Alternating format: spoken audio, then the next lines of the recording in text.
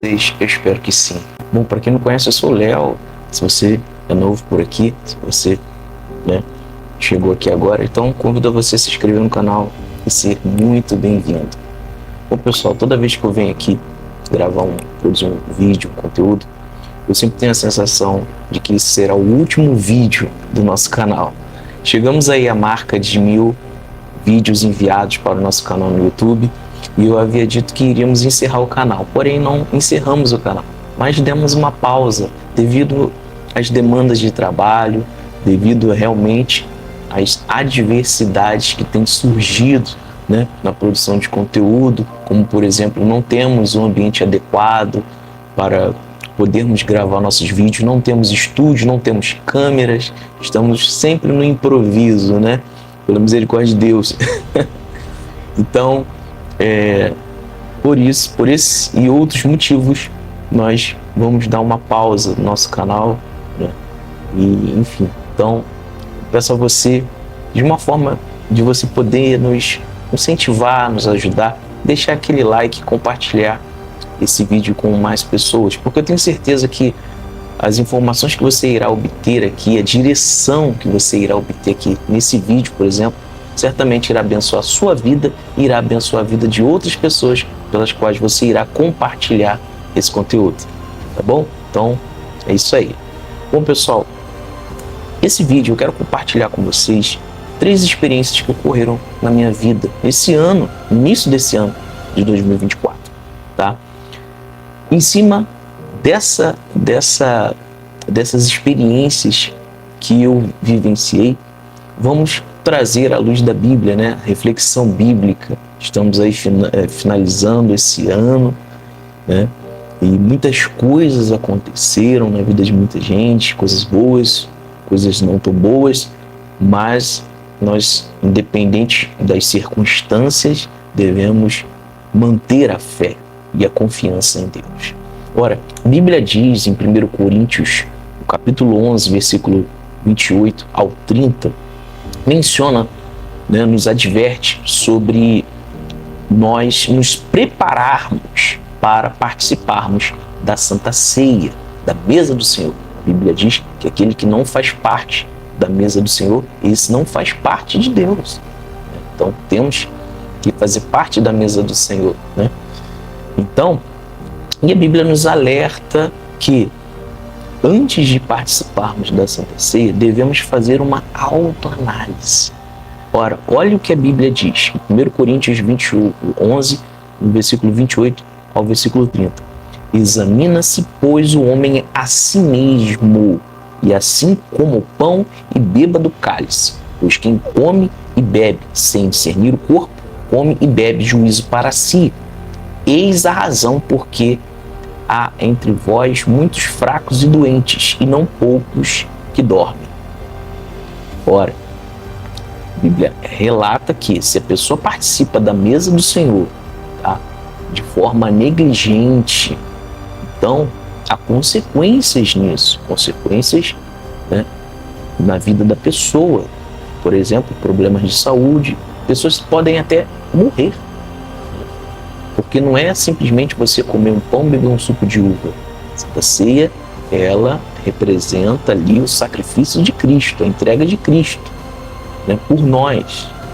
E não podemos participar da mesa do Senhor se não nos entregarmos totalmente para Ele. Isso é possível eu me entregar a Cristo totalmente quando eu faço uma análise de mim mesmo e vejo o que me impede de tal coisa, que são os pecados, pessoal?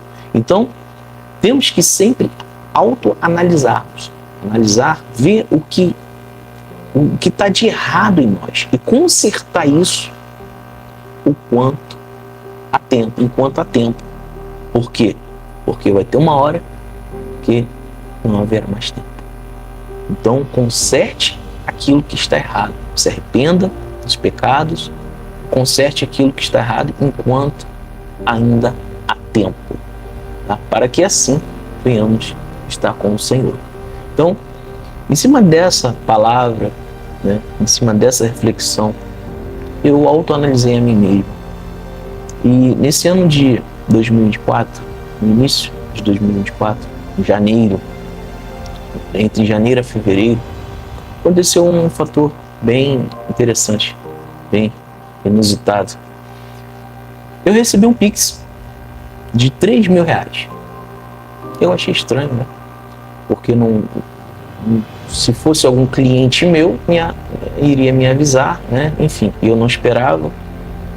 Não vi isso como uma bênção, tá, pessoal? Porque não é assim que Deus age, ok? E fui averiguar para devolver esse dinheiro.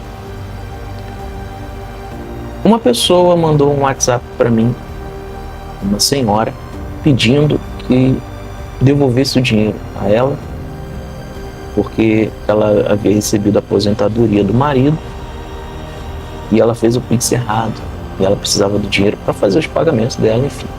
Obviamente, eu prontamente me disponibilizei a tal coisa. E foi quando ela enviou para mim um vídeo que mexeu comigo,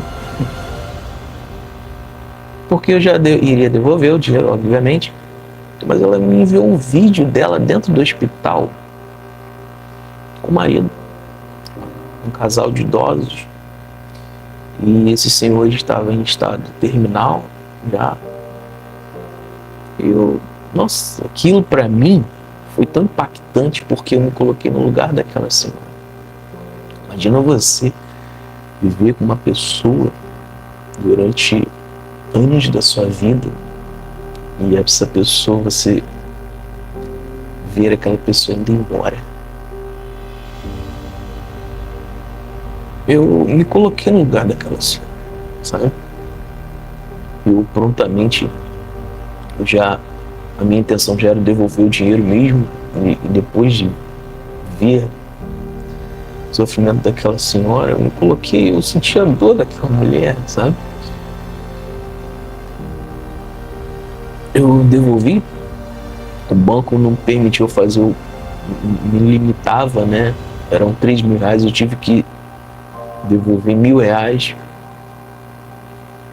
R$1.500, que era o limite que o banco permitia, e no dia seguinte eu devolvi o restante.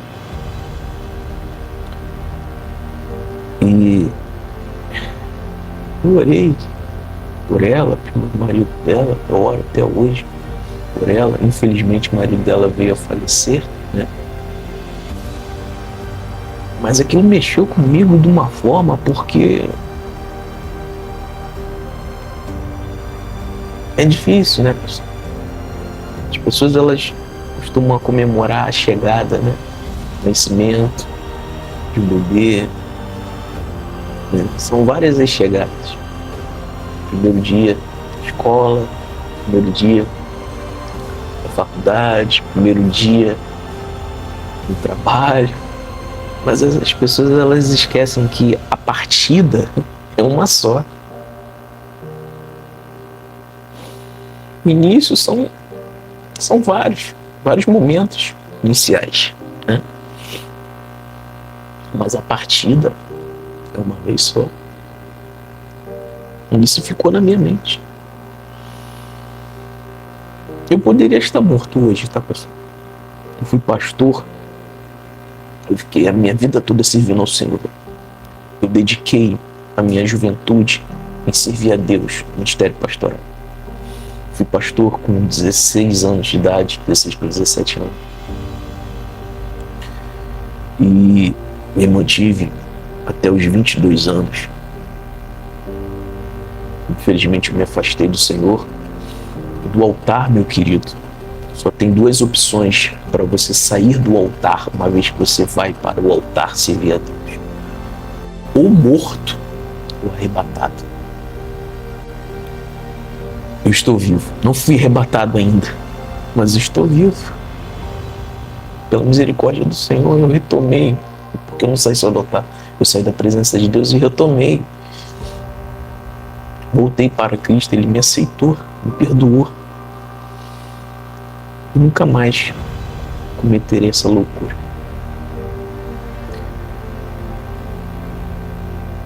E essa experiência com essa senhora mexeu comigo, sabe? A partida é uma só. Então valorize mais a partida do que o início. Valorize mais a partida do que a chegada. Outra experiência que eu tive, dando sequência a essa, é que esse ano de 2024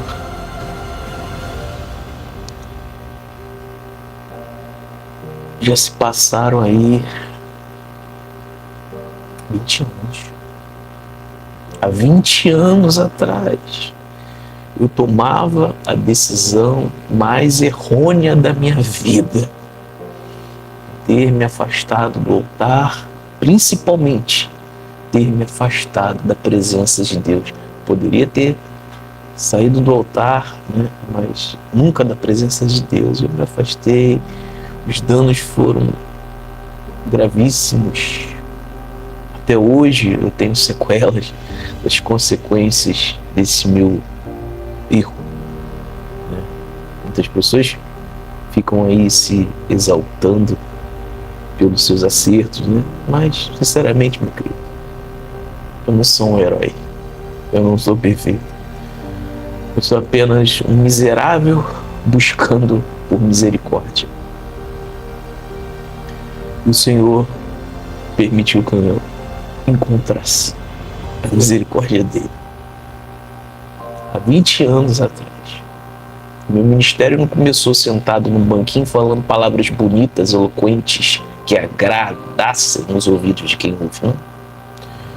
Meu ministério começou lá no Ceasa. Lá no Ceasa, no Mercadão aqui, né, distribuição de alimentos aqui no Rio de Janeiro. E eu lembro que todo meu final de semana, meus sábados, o que você fazia com 15 anos de idade? Nos seus finais de semana, no seu sábado, eu ia às 7 horas da manhã lá para o Ceasa, fazia parte de um grupo dentro da igreja, que às 7 horas da manhã ia para o Ceasa pedir arrecadação de alimentos para, no sábado mesmo, nós pegarmos esses alimentos arrecadados, né, empacotarmos ele e distribuirmos ele no dia seguinte, no domingo, à tarde, no dia seguinte, né, onde havia ali uma ação social da igreja. O ministério começou ali no Ceasa. Depois eu conto mais detalhes sobre essa minha trajetória. O meu ministério começou ali, meu querido, servindo. Seu ministério não consiste em servir a Deus e ao seu próximo. Então seu ministério não é um ministério. Seu ministério não é um ministério. O ministério, ele consiste em servir. E há 20 anos eu cometi esse erro de deixar de servir a Deus e servir a mim mesmo. E é onde foi a minha ruína. Mas graças a Deus eu retomei o caminho. Hoje eu não sou mais pastor, né? Não sou mais pastor de ministério dessa congregação, mas eu sou pastor do Senhor Jesus, né? E estou aqui para pregar o reino dele para as pessoas. Outro momento marcante para mim, esse ano de 2024, foi uma pessoa se dirigiu a mim e disse para mim, afirmou para mim que eu não sou o homem de Deus. Para mim foi impactante eu ver aquilo. Eu já fui xingado, eu já fui humilhado, ofendido, mas isso doeu muito, sabe? Mas na hora, toda a repreensão que você sofre, na hora você não aceita, né? Mas depois você, né, para, reflete, pensa e vê onde há coerência naquilo dali que está sendo dito, daquela repreensão. Eu cheguei à conclusão que realmente eu não sou um servo do Senhor, eu nunca fui. mas eu nunca deixei. Nunca fui um servo do Senhor. Comparado ao que Deus queria que eu fosse, eu estava e estou muito distante disso. Porém, eu nunca irei deixar de buscar ser um servo do Senhor. Nunca, nunca mesmo. Então, tenha isso em mente. Busque servir a Deus, não conforme o que você pensa, o que você acha. Porque se você tenta servir a Deus conforme você pensa, conforme você acha, você não está servindo a Deus. Você está sabotando a sua consciência. Ok? A Bíblia diz em Tiago 1:22 ao versículo 25, diz assim: sejam praticantes da palavra e não apenas ouvintes, enganando vocês mesmos. Aquele que ouve a palavra, mas não a põe em prática, é semelhante ao homem que olha a sua face no espelho e depois de olhar para si mesmo, sai e logo esquece a sua aparência. Pessoa que não coloca a palavra de Deus em prática é semelhante ao homem que olha no espelho sua imagem e quando sai diante do espelho, esquece como estava o penteado no seu cabelo, como estava, no caso a mulher, a maquiagem, ou a roupa que estava, né, se estava amarrotada ou não. Esquece a sua imagem. O que podemos tirar de lição disso? O que podemos aprender com isso? Que Deus quer que venhamos aprender com essa mensagem? Como eu disse anteriormente, se você busca servir a Deus conforme você pensa, conforme você acha, você não está servindo a Deus, você está servindo a si mesmo, você está sabotando a sua consciência. Nós vemos isso hoje constantemente. As pessoas dizem crer numa coisa e vivem outra. Se apegam a mensagens motivacionais para inflar o seu ego, sabotar a sua consciência e continuam a viver no pecado. As pessoas falam muito sobre a inversão de valores, mas a inversão de valores, a origem dela se dá exatamente aí, quando tentam amenizar as consequências do pecado. Por exemplo, eu acabei de mencionar aqui o que aconteceu comigo. Eu pequei, eu errei, eu caí e sofri as consequências disso. Porém, eu me arrependi e o Senhor me aceitou de volta. Mas eu jamais posso amenizar as consequências do meu erro. Quem sou eu? Quem sou eu para amenizar? Esse problema, isso aí, não precisa orar não, não precisa mudar não. Deus te aceita sim. Deus ama o pecador, mas abomina o pecado. Não é Deus que tem que se adequar a mim, sou eu que tenho que me adequar a Deus, à vontade de Deus. O que acontece é que as pessoas elas ficam sabotando a sua própria consciência, propagando o engano, são enganadas e propagam o engano a outras pessoas. O que a Bíblia diz com esse exemplo? A palavra de Deus ela é como um espelho. E quando vemos a diferença entre palavras motivacionais, palestras motivacionais e pregação da palavra de Deus, vemos uma grande diferença.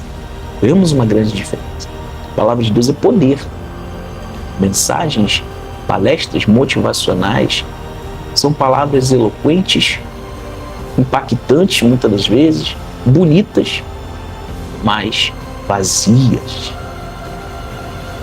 Algum tempo atrás, eu me deparei numa reportagem, não lembro qual é o cantor, mas era um cantor do mundo secular, né, que pegou uma doença, adquiriu uma doença, e uma das suas fãs escreveu numa postagem que ele fez, mencionando a respeito da sua doença, que era para ele ser positivo, né, porque era uma situação em que ele iria vencer, né, enfim, se solidarizando, né, com aquele cantor. Só que ele tomou aquelas palavras daquela fã como uma ofensa. Por quê? Porque ele alegou para ela o seguinte: então você quer dizer que eu adquiri essa doença porque eu não fui positivo? Olha isso. Então você quer dizer que eu sou uma pessoa positiva, eu sou uma pessoa de fé. Então faltou fé, por isso que eu adquiri essa doença? E ele tomou aquelas palavras que eram para ser palavras de incentivo, ele tomou aquelas palavras como palavras de ofensa. Palavras bonitas são gritos vazios. Agora, palavras de Deus é poder genuíno. Palavras eloquentes, palavras bonitas, emocionam. Palavras de Deus transforma, muda, cura, liberta. E a grande diferença entre uma e outra, quando vemos palestras de palavras motivacionais e pregações do legítimo evangelho, que é poder, nos deparamos com essa passagem aqui. O evangelho, palavra de poder, palavra de Deus, pregação do evangelho. O evangelho, tá? Ele é poder. E ele é comparado ao espelho. A palavra de Deus é comparada ao espelho. O espelho lhe representa a palavra de Deus.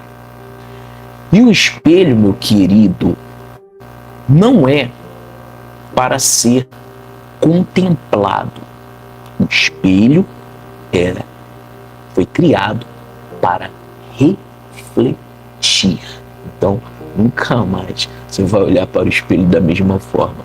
Você nunca mais vai esquecer do que eu estou falando aqui, do que você está ouvindo aqui nesse vídeo, vendo e ouvindo aqui nesse vídeo. Toda vez que você for olhar para o espelho, você vai lembrar disso. O espelho, ele não foi criado para se contemplar. O espelho, ele foi criado para refletir. E assim é a palavra de Deus.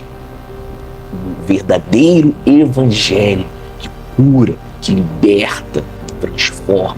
Não são palavras bonitas, não são palavras eloquentes, são palavras de poder. Poder para mudar. Você precisa mudar? Precisa sim. Sim. Se você não fuma, se você não bebe, que bom. É mais do que sua obrigação. Só que não é o suficiente. Você precisa da palavra de Deus e se adequar a ela para que ela mude a sua vida. O evangelho, ele não foi criado para ser contemplado. Ele foi criado para nós refletirmos sobre nós mesmos e nos adequar a ele. E assim, por ele, sermos salvos. E a grande diferença entre palestras motivacionais e pregação do evangelho é exatamente ali. As palavras motivacionais, as pessoas ficam se contemplando, usando a Bíblia como um amuleto de sorte, tá? Para sabotar a sua consciência. Choram e tudo, mas continuam vivendo na prática do pecado. Se emocionam, se impactam, colocam o seu bem-estar acima da vontade de Deus. Ah, eu vou para essa igreja porque eu me sinto bem lá. Eu me sinto bem. Não tem problema nenhum você se sentir bem. O problema é quando você coloca o seu bem-estar acima da vontade de Deus. Meu querido, a pessoa que realmente se entrega para Cristo, ela vive em conflito com ela mesma, com as vontades dela, tá? Isso é até a volta de Cristo, porque somos pecadores. Não vivo mais na prática do pecado, mas eu sou pecador, então eu tenho que lutar sempre contra o meu pecado.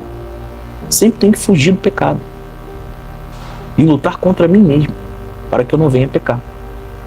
Porque o pecado, ele vai me levar para o inferno. Porque o pecado, ele vai me levar para longe de Deus. Meu querido, quando você está longe de Deus, você está perto de quem? Mesmo? Então a grande diferença é aí.